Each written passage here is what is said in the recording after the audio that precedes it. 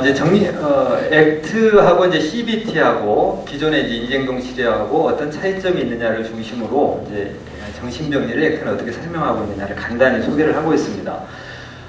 우선 보시면 그 CBT는 심리 현상의 내용을 겨냥하지만 그에 비해서 액트는 심리 현상과의 관계 혹은 맥락을 강조하고 변화시키려고 한다.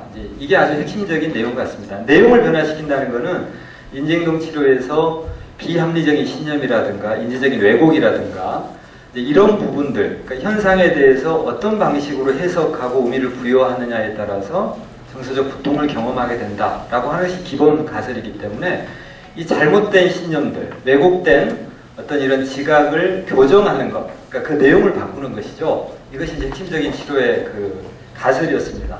그에 비해서 액트는 심리적인 그런 내용들을 바꾸려고 하는 것이 아니라 그 심리적인 내용과의 관계를 변화시키려고 합니다.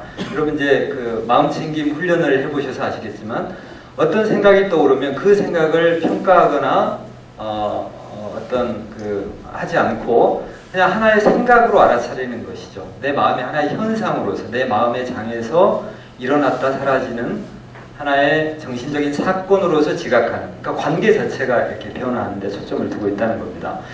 그래서 이 액트는 기능적 맥락주의 철학과 관계 구성 이론이라고 하는 것에 근거를 하고 있습니다. 이 부분은 이제 상당히 많은 설명이 필요하기 때문에 여기서는 뭐 소개할 수는 없는데요. 기본적으로는 이제 간단히 설명을 드리면 액트에서의 치료 목표는 뭐냐면 이 사람이 얼마나 기능적으로 잘 작동하고 있는가, 성공적으로 작동하고 있는가가 그 목표가 됩니다. 그러니까 이 성공적인 작동이라고 하려면 그 개인적인 그 성공을 가름할 수 있는 기준이 있어야 되겠죠.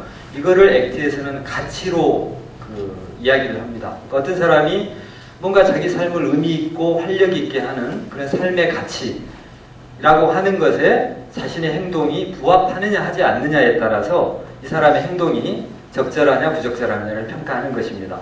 그러니까 그런 면에서 그 기능을 강조하고요. 그 다음에 그 관계 구성 이론은 뭐냐면 기존의 그 인지치료 이론에서도 우리의 인지에 대해서 인지 구조라든가 인지 과정에 대해서 많은 설명을 했지만 이제 관계 구성 이론은 특히 우리 인간의 언어적인 능력이 바로 우리 인간 어떤 성취의 근거도 되지만 반대로 우리 인간 고통의 근원이 된다라고 이야기를 하고 있습니다. 그래서 이제 언어적인 능력은 우리가 상징하고 추론하고 비교하고 평가하고 이런 능력들이죠.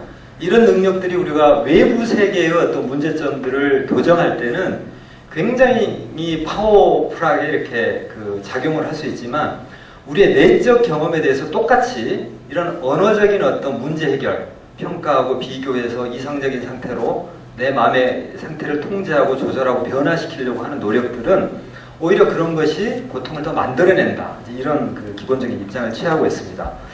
그래서 여기에서 이야기하는 이런 인간의 언어 구조 속에서 인지적 융합이라고 하는 것하고 경험 회피라고 하는 것이 발생해서 인간의 정신병리가 를 생성하게 된다 이렇게 이야기하고 있습니다. 그래서 인지적인 융합은 개인이 자기 생각의 문자적인 내용과 융합되어 그 생각을 그리고 관련된 정서를 실제의 진정한 해석으로 받아들일 때 발생하는 것이 인지적인 융합입니다. 어떤 떠오르는 어떤 생각들을 사실로 받아들인다는 것이죠. 특히 뭐 상담 장면에서 특히 자기 개념과 관련된 내용들이 이런 것들이 많죠. 또 하나는 경험 회피인데요. 이렇게 떠오르는 생각이라고 하는 것이 예를 들어서 나는 뭐 형편없다라고 하는 생각이 떠오른다면 그 생각 자체를 문자 그대로 받아들이게 되면 그 언어 자체가 나의 어떤 본질적인 어떤 부분을 이야기하고 있는 것처럼 받아들이게 됩니다. 그러면서 뭔가 괴로움이 발생하게 되고 따라서 이런 생각들을 피하려고 노력한다는 것이죠. 그래서 이런 원치 않는 심리적인 사건하고 접촉하지 않고 경험의 내용이나 빈도나 형태나 어떤 것이든 이런 것들을 통제하고 변화하려는 모든 시도를 경험 회피라고 합니다. 그래서 이제 액트는 이제 정신병리에 대해서 액트의 새로운 관점은 뭐냐면 이런 부정적인 심리 내용, 원하지 않는 생각이나 감정, 느낌 이런 것들이죠. 이런 것들이 있어서 우리의 개인의 안녕이 침해되는 것이 아니라 그 심리적 경험을 문자 그대로 받아들여버리고 융합해버리고 또 그것을 없애거나 회피하고자 노력하는 것, 그것 때문에 오히려 더 큰 문제가 발생한다라는 입장을 가지고 있습니다. 그러니까 이 부분은 상당히 이제 우리 MBSR 마음챙김 훈련에서 취하고 있는 입장하고 뭐 동일한 입장인 것 같습니다.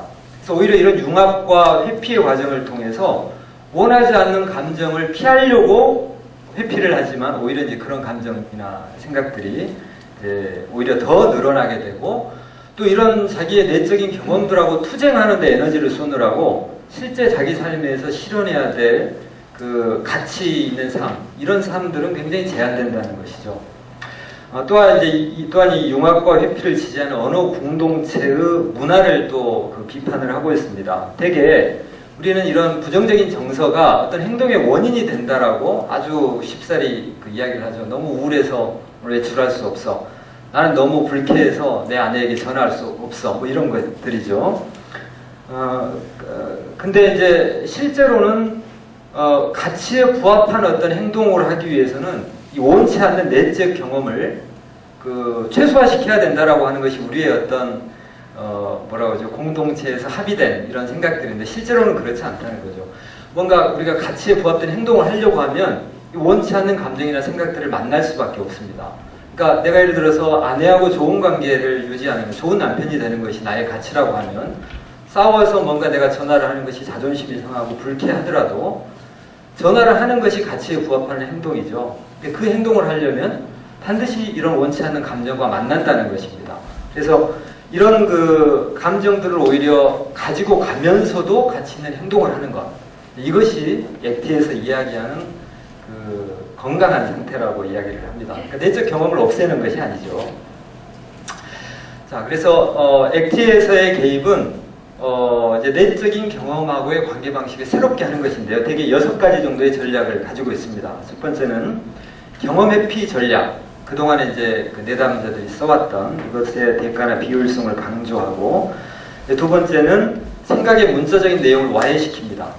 또 이 원치 않는 심리 내용하고 접촉할 수 있는 수용 혹은 인지적인 탈융합 기술을 확립하고요.